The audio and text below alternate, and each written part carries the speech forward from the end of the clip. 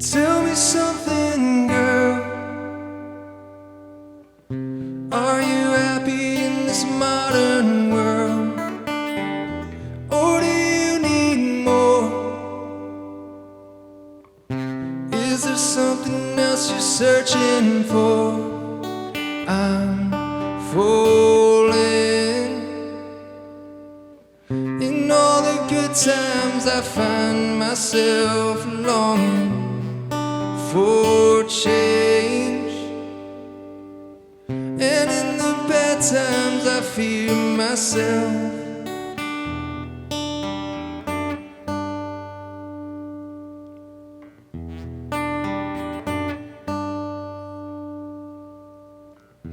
Tell me something, boy. Aren't you tired trying to fill that void? Or do you need more? Ain't it hard keeping it so hardcore? I'm falling. In all the good times I find myself longing for a change, and in the bad times I fear myself. I'm off the deep end, watches are diving. I'll never meet the ground. Crash to the surface where they can hurt us. We're far from the shallow now. In the shallow, in the shallow, in the shallow, we're far from the shallow now.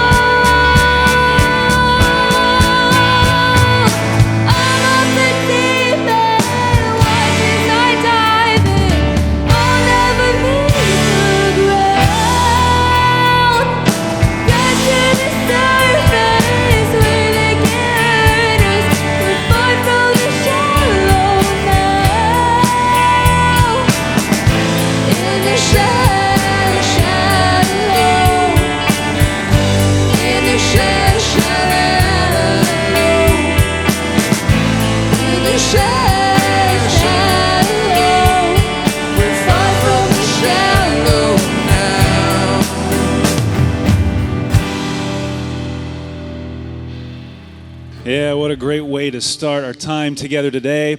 So good to see all you guys out there. My name's Ryan. I'm on staff here at the church, and we have a great time in store for you today. And we started with that song because we're continuing our message series that's called Out of the Shallows, and it's exploring this idea of going from the shallow end into the deep end. And listen, if you are brand new around here, if this is your first time streaming with us, we want to give you a special welcome. So glad that you're joining us, and we have a gift to send you in the mail. And so if you want to get your hands on that, all you need to do is take the link that's on your screen, and we'll get that gift to you in the mail.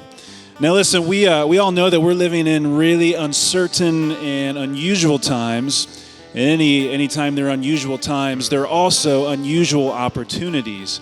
And maybe for you, maybe you've never been to church before. You never stepped foot in a church building, let alone, streamed a church service online. But here you are for some reason with us today.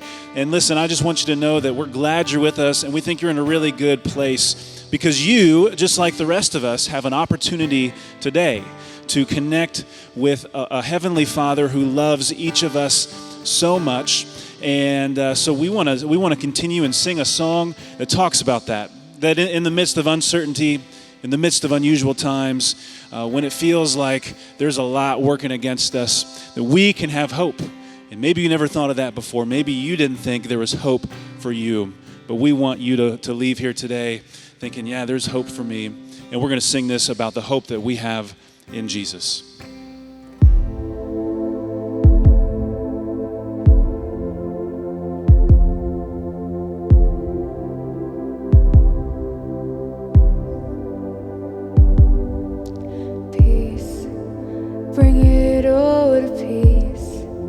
storm surrounding me, let it break at your name still. Call the sea to still, the rage in me to still, every wave at your name. Jesus, Jesus, you make the darkness tremble. Jesus, Jesus, you silence fear. Jesus, Jesus, you make the darkness tremble. Jesus, Jesus,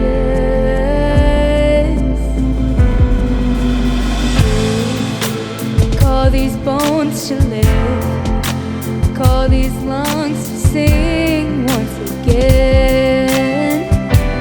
I will praise Jesus, Jesus, you make the darkness tremble. Jesus, Jesus, you silence fear.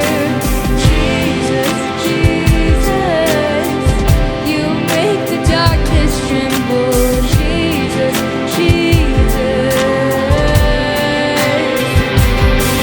your name is a light that the shadows can't deny. Your name cannot be overcome. Your name is light, forever lifted high. Your name cannot be overcome. Jesus, Jesus, you make the darkness tremble. Jesus, Jesus, you silence fear. Jesus, Jesus, you make the darkness tremble. Jesus, Jesus.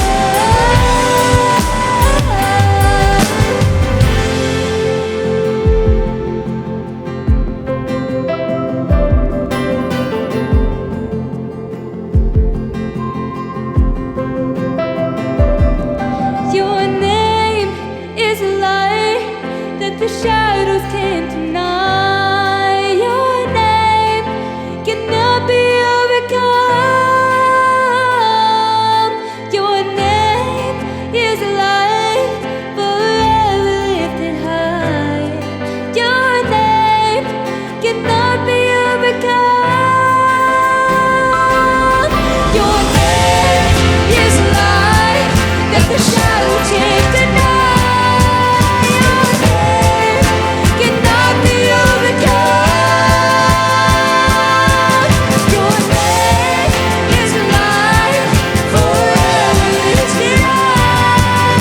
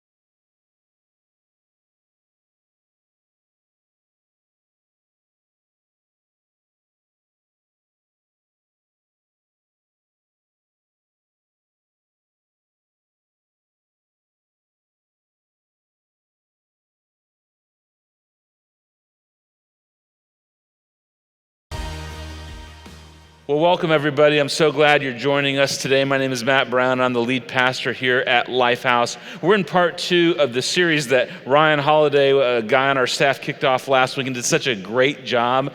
This idea about how to go to a deeper place in our faith. And I heard the illustrations from last week and I thought about when I was raising my kids and they were little and I taught them to swim and go from the shallow end to the deep end, that I'd just pick them up and I'd chuck them in the deep end and just hope for the best. And I decided I'll just pay for the therapy when they get older. Well, we're trying to figure out how to get in the deep end of the pool when it comes to our relationship with Jesus. And that's true of you if you're curious and you're a skeptic. Like you're curious about faith, but you're not sure if you believe yet. Because that's an important journey, an important step to take. And maybe it's for you if you feel like you're a bit of a novice, like faith is new to you, but you're hungry to understand, you're hungry to learn and grow. Or maybe you're more like me and you'd say, I'm more of a seasoned veteran.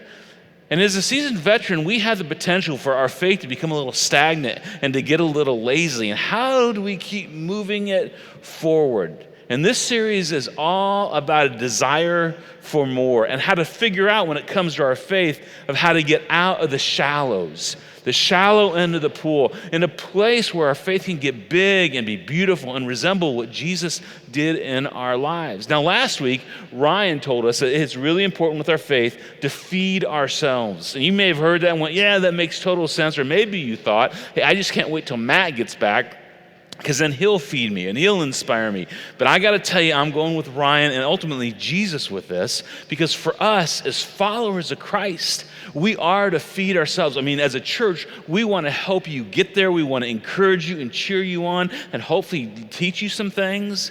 But it's so important for us to put down the bottle at some point and pick up the fork and let our faith grow and go into the deeper things in our lives. So today, I want to talk about the second principle that helps us to get out of the shallows and the deep end of our faith pool. And to help us understand that and see that clearly, I want to talk about this idea of a dad bod, which I'm going to be first to confess, I have a dad bod. I am 50 years old. I have 4 kids. I got a dad bod plus some extra bod on top of the dad bod. But just so we all know what a dad bod is, let me read you a definition of what a dad bod is. A dad bod is the type of physique a man earns when the increasing pressures of work life, married life, and especially fatherhood no longer allow him the time or the drive, keyword drive, to maintain a hard-toned figure. If human bodies were cuts of meat, the dad bod would be more marbled ribeye than it would filet mignon. I find that incredibly insulting, but also incredibly true. It goes on. Or if human bodies were sea mammals, the dad bod would be more like a grazing manatee than a speedy dolphin. Again, that is totally offensive, and yet it is totally true. The dad bod is more mudslide than mountain, more soft serve than sorbet, more sad trombone than clarinet. I'm not sure what that means.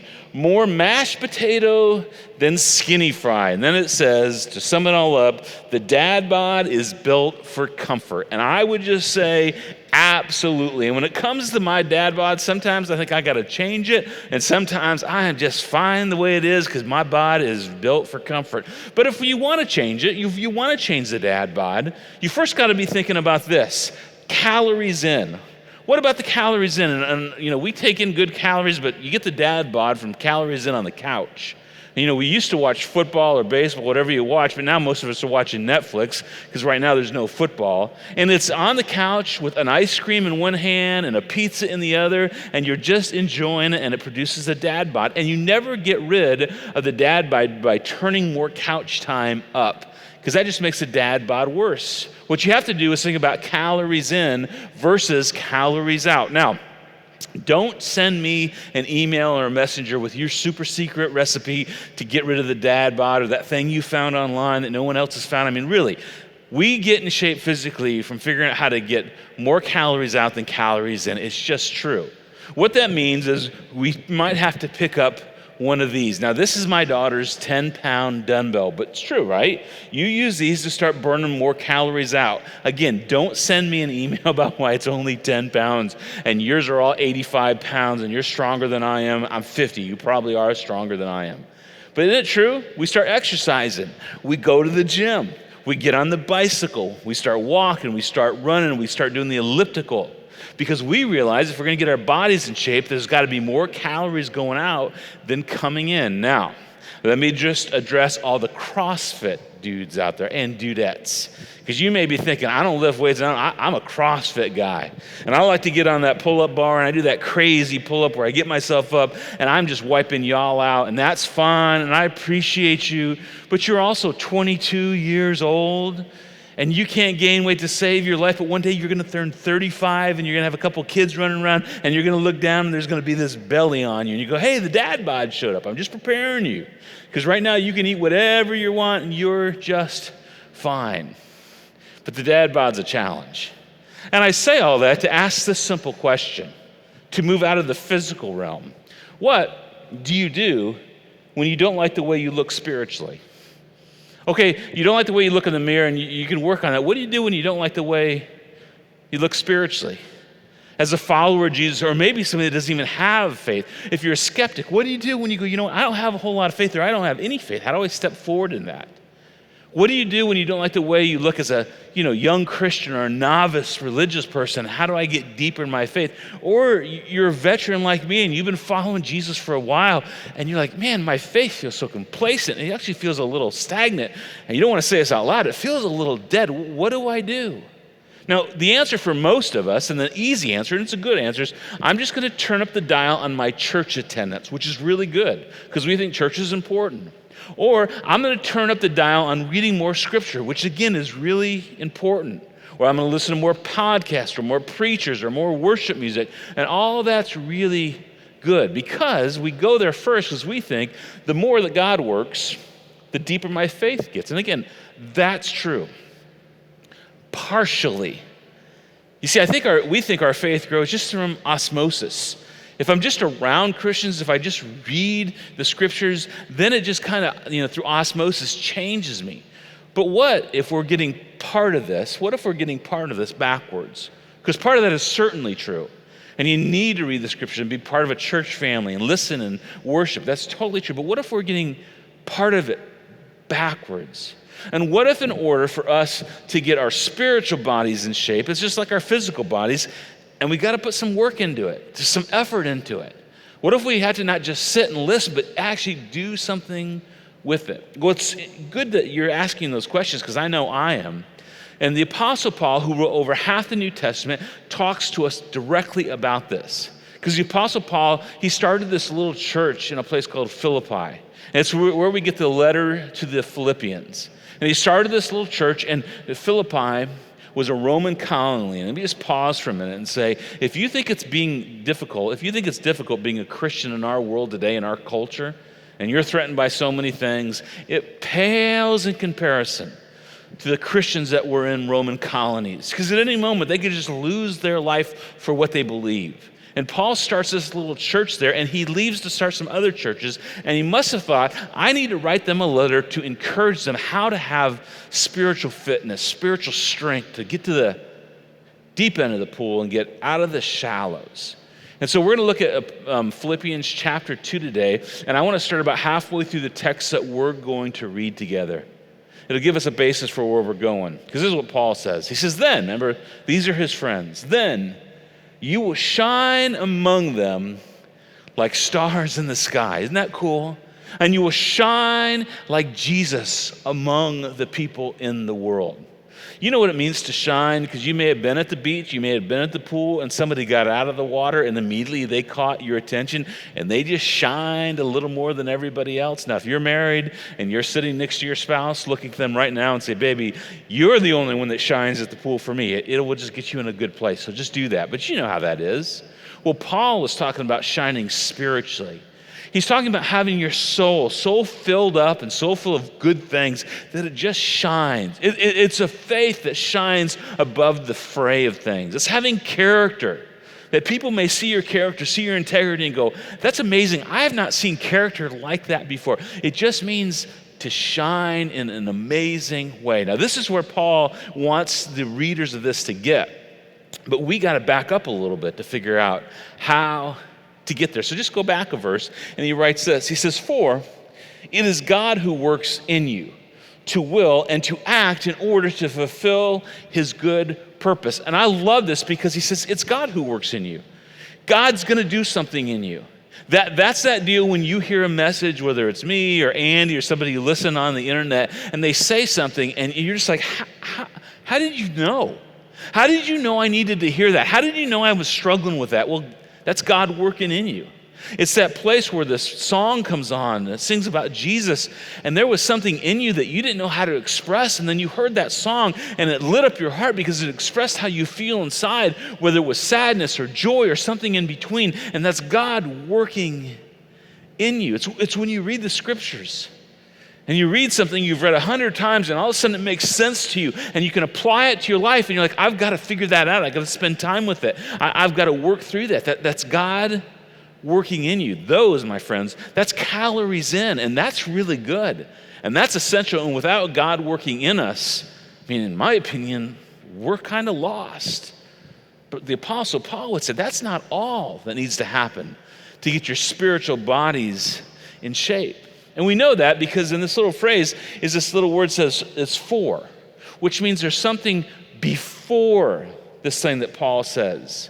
So to go back one more verse, he says, therefore, my dear friends, because he loved these people. Therefore, my dear friends, as you have always obeyed, and it didn't mean they were perfect, it just meant they leaned into Jesus. They were chasing after it. As you always obeyed, not only in my presence, but now much more in my absence, because remember, he went to start other churches and he left them to, kind of press on for themselves. He says this, continue. And here's the key word for today. To work out your salvation with fear and trembling. Now, let me just address this phrase, fear and trembling. What he's simply saying is, take it seriously. It really matters. Your salvation and working it out matters to God, and it's got to matter to you like it's precious. Like when you hold it, you think, oh, this is the most important thing in the world. But when he says work out, this is the second half to this thing of God's working in. God's working in me, so I've got to work out what God has put in my life. This is where it comes together. This is where we go to the deeper part when we're willing to work out what God has given us freely. And understand, when you think about working out your salvation, it has nothing to do with I'm working for my salvation. I'm not doing these things because I want God to love me, because God can't love you anymore and he cannot love you any less. I want God to forgive me. Nope. You are forgiven by what Jesus did on the cross. Eternal life comes through faith in Jesus and nothing else. But working out our salvation is when we say, God has lavishly given me something, and now I want to use it. And I want to work what's on the inside out around me. For you, it might simply be this. I've got a habit in my life that started out as something that was just kind of fun on the weekends, but now it's an addiction, and now it's time for me to get past it and to step over it and to conquer that habit and to get some help. Through Jesus' power and maybe some other people, I'm going to work out my salvation in a negative habit I have. Maybe for you it's character. You look in the mirror and you go, my character does not match the character of Jesus, and I need to start letting that character of Jesus out in my life. I'm going to work intentionally at it. For you, it's loving someone that's difficult to love, and you've decided, I'm done loving them. I'm done loving them. And Jesus said, no, I've loved you in the worst kind of times. Now work that out for other people in your life. It's this exciting adventure of inviting someone to church, which hopefully in a couple weeks you'll be able to do here. But it is even more risky but exciting to say to someone, hey, come to my house. Watch service with me. Let's talk about it together. And you will see, man, church in a whole different way. It's when you work out your salvation. It's when you love someone. It's when you volunteer in an environment that you're not sure. I mean, you think you love Jesus now, and then you decide to volunteer in transit and work with middle school students. And you may quit right away, but probably what's going to happen, you're going to see life happen in them, and it's going to light your own faith up in the most incredible way. Such a cool thing. Work out your salvation. So if we could just go back and read this whole thing together and put it together, he simply says this, therefore, my dear friends, as you've always obeyed, not only in my presence when I was there, But now much more in my absence, continue. I mean, keep going to work out, love that word, work out your salvation with fear and trembling. For it is God who works in you. And that's not going to stop. He's going to keep speaking to your heart, pouring into you, giving you what you need on the inside, to will and to act in order to fulfill his good purpose. This is simply what the Apostle Paul is saying to you and me and this precious little church in a place called Philippi 2,000 years ago. Work out what God is working in. Work out what God is doing inside you. This is how we get out of the shallows. This is how we change. This is how we get rid of our spiritual dad bods. And our faith starts to look more like what Jesus intended it to. Now, I got to pause for a minute because some days and some seasons, this isn't so strong. And you can choose to beat yourself up. Maybe you're in a season right now where it's not gone well for you. And you just feel like, oh, Matt, you're just killing me and I want to quit. Don't quit. God loves you so much and there's so much grace for you. But the invitation is don't quit and don't go backwards. Come on. There's something better for you. And the reason we know something's better when it comes to our faith is that a deep faith, and that's what we want. A deep faith is one that is exercised. You just can't get to the deep faith laying on the spiritual couch in our lives. No matter how good you think, I communicate or Ryan communicates or Ben leads us in worship, or you love Andy Stanley, you hear his messages, and you're like, every time Andy talks, it's just amazing. Maybe you love Stephen Furtick. He's a young guy getting after it. Maybe for you, it's Beth Moore. Oh, I just love Beth Moore so much. And every time I hear Beth Moore, my heart just mourns. My heart just pours out. By the way, if you're not a Christian, you may not know who any of those names are, don't sweat it. But if those are your favorite people, that's okay.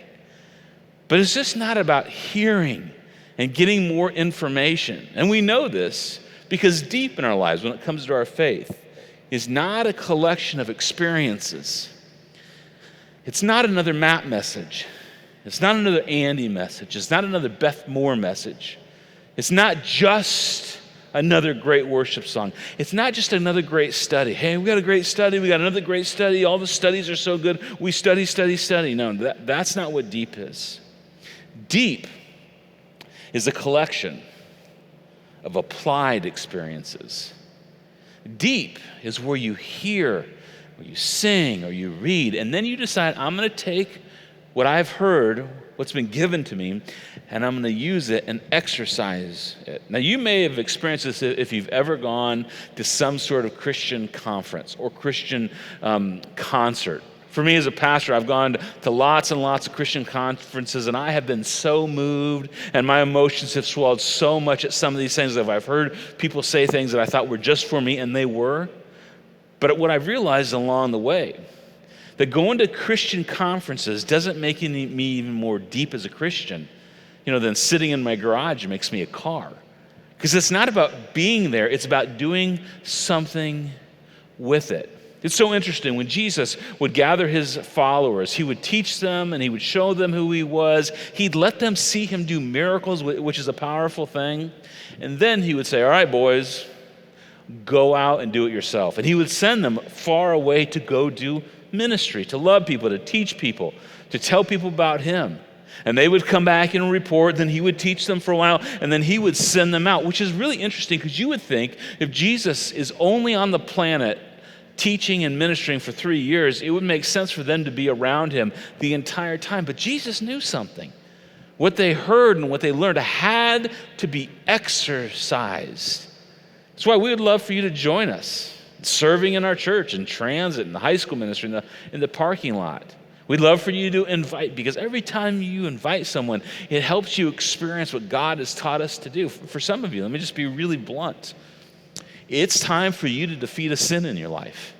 I mean, you've read and you know enough about that thing that's going on that you shouldn't do it, and you're like, I shouldn't do it, and I'm not going to do it next year. Maybe it's time for you to say, listen, it's time for me to say no to that sin now. And God, I'm going to need your help, and I need some support, but maybe it's time for that. Maybe for you, the physical and spiritual exercise would be this. I'm going to deal with a wound.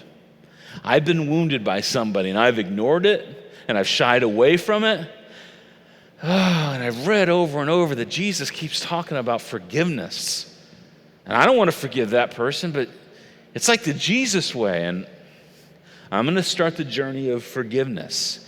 It's working out what's on the inside to the outside. And this is where we go to the deep end. This is where we see God's beauty and His mercy and His grace when we decide to work out our salvation with fear and trembling. And then the Apostle Paul goes on. I love how he says this. He says, do everything without grumbling or arguing. That means have a heart full of joy.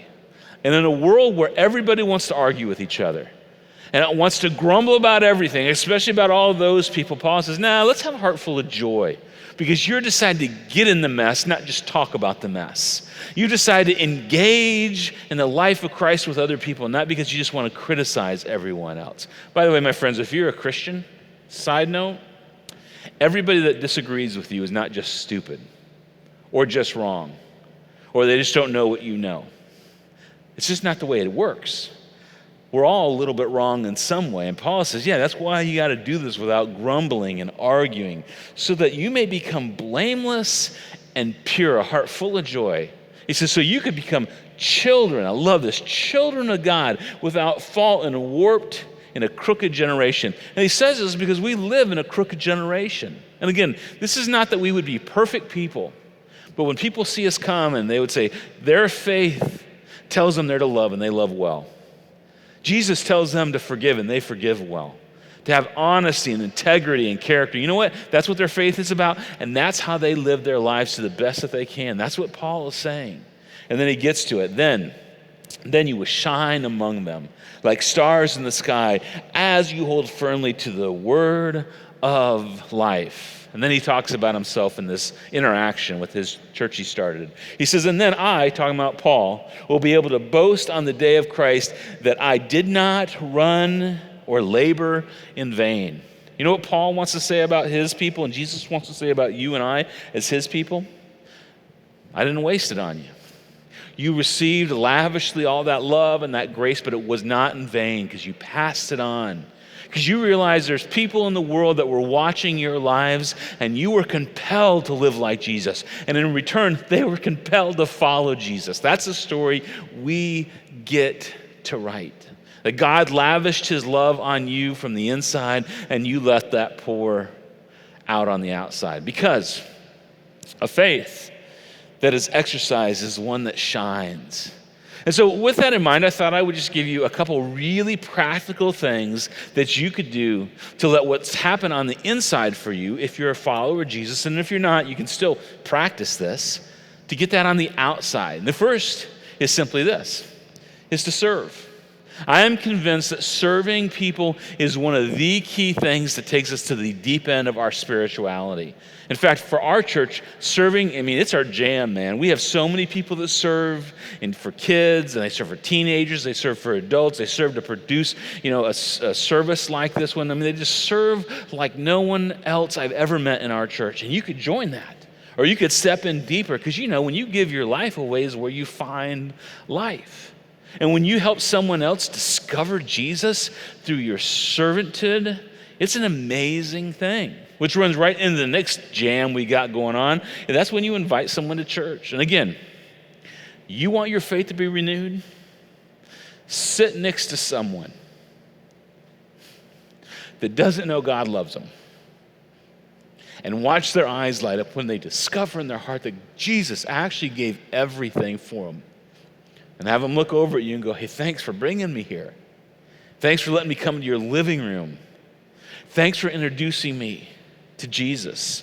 That's where our faith just explodes in the most beautiful way. And as a church, this is how we've grown. Not because we do a lot of billboards and a lot of radio spots. We've done those. But our church has grown because you all have invited people to be loved by God and God's people. It's amazing. Here's another idea. You could share something you're learning with people. As you read, as you listen, You could pass that along to people. Now, caveat, that doesn't mean you need to be everybody's personal Bible teacher and point out everything they're doing wrong, but what if you could, as you learn things that are helpful, just simply gently pass those along and encourage people. You can do it. We can do it. You can be there for people in that amazing way. Maybe for you, it's be kind and be generous. You're kind with your time. Like there's a nonprofit in town that you just decided, man, I'm going to give some of my kindness to that nonprofit. I'm going to spend time with them. Maybe for you, it's generosity. I'm telling you, you want your faith to grow, and a lot of people don't believe me until they try this. Decide to be generous with your money. It's like your local church, because you will write that check. You will give that donation, you'll go online and you'll give, and it will make you nervous and it'll make your palms sweat. But as you do it, what you'll say is, Jesus, I'm trusting you, and you will step into the deep end of the pool. Warning, the deep end of the pool is a little scary sometimes. But what you find in this area of generosity is that it helps you float in the greatest kind of ways. Generosity takes you to the deep end of the pool. And then finally, it's this idea of read and listen with action. Before you move on to the next devotion, before you read the next scripture, look at the one you just read, decide, listen, I'm not moving on until I do something with this. When God dings your heart, he dings your emotion, you're called to action. Don't just go read another thing until you decide, I'm going to take action on the thing that has stirred my heart. I'm not going to be like so many people when it comes to faith that I'm just going to read and read and read it, but don't do and don't act. Because again, the world's watching, your friends are watching, your kids are watching. That is how, my friends, you get into the spiritual gym. It's how you get stronger. It's how you live with, serving, giving, inviting. It's how you get stronger in every part of your spiritual life. Now, before we wrap up, I just wanted to show you this really fun picture of Michael Phelps. And I just heard this week. Do you know how many calories Michael Phelps, who's this amazing Olympic swimmer, took in every day when he was at the peak of his training for each of the Olympics? About 12,000 calories. And the reason Michael Phelps needed 12,000 calories a day is because every day he would spend in exercise and training at least 12,000 calories that went out of his body. And the reason I tell you that, other than this dude was amazing and the result were gold medals upon gold medals, is we live in a time where we have access to the greatest Christian teachers of all time. And I hope you feel like you're getting that here. But you also can pull out your phone and you can hear and listen to every podcast, every sermon from all around the world, every worship song. I mean, if you want to listen to worship music, all you got to do is say, to your phone, hey Siri, she's going to turn on and do it now if I say it, play me this. And your phone will sing you Christian worship stuff, and that's fantastic. But what if with all this access to all of these calories, we decided to exercise with them? You decided to carry somebody's burden this year who cannot carry it themselves. You decided, I'm going to stand in the gap for someone that cannot stand right now. Maybe it's a neighbor, maybe it's a friend, maybe it's someone you don't even like, but I'm going to stand in the gap with them. You maybe decide, I'm going to literally hold back the darkness in the name of Jesus for somebody that's just getting crushed by darkness, and I'm going to stand with them in the middle of that. What if you did that? When the whole world seems to have lost its mind right now, you could be somebody that goes, I'm not losing my mind. I'm going to have love. I'm going to have integrity and patience. And I'm not going to put another dumb thing on Facebook and look like an idiot like so many people are tempted to do. I'm just not going to do that. I'm going to exercise what's on the inside. Because when God loved me the way he did, I cannot do anything but give that kind of love to others. This, my friends, is where your faith goes to the deepest, deepest place. Listen to all the messages. Read as much scripture as you can. Listen to all the worship music, but then decide what's on the inside. I'm going to get on the outside of my life no matter what it takes. And the Apostle Paul will say, then you will shine among them like stars in the sky as you hold firmly to the word of life. What if we decided it's time to shine? It's time to let God do a work in us. And then it's time for us to work out our salvation with fear and trembling that will change our lives and those around us. This is one of the huge steps to getting out of the shallows and into the deep end with Jesus. Let me pray for you. Heavenly Father, I am so grateful that the Apostle Paul gives us this tension about what you're doing inside us. And I pray you would keep doing much in us, in what we listen to and what we read and how our hearts are filled up. Let us never forget that. But then, Jesus, give us the strength to let what's on the inside come out and love well and invite well, and for the spiritual disciplines and getting over sin and habits that hurt us and parenting well and being a good neighbor. Help that to happen in our lives. And when we don't get it right, Jesus, thanks for forgiveness and grace to try again. But when we do get it right, Jesus, I pray that we could shine like stars amongst the people in our world. Thanks for your immense, unending, lavish love in our lives. We love you as you love us. In Jesus' name I pray. Amen.